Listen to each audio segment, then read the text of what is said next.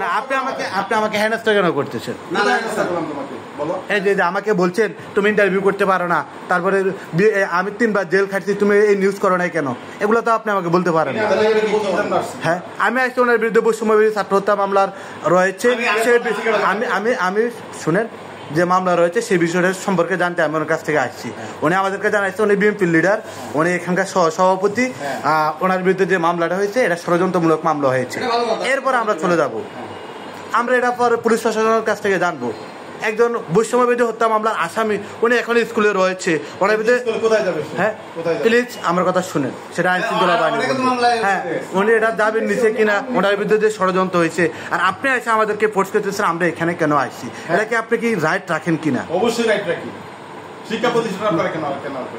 শিক্ষা প্রতিষ্ঠানের যে যিনি রয়েছে কর্তব্যরত, ওনার বিরুদ্ধে মামলা রয়েছে,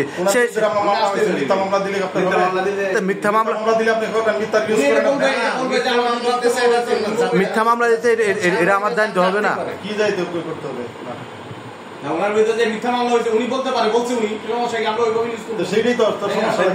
আমরা তো সেটার জন্য আইছি, আমরা তো ওনার বিরুদ্ধে তো বাড়তি বলতেছি না, আপনি তো আমাদেরকে ফোর্স করতেছেন। আপনি ফোর্স করতে পারেন না ভাই, আপনি তো আমার বেস দেখতেছেন। না আপনি তো আমার বেস দেখতেছেন, আমি তো আপনাকে আমার পরিচয় দিয়েছি। না এভাবে বলতে পারেন না ভাই।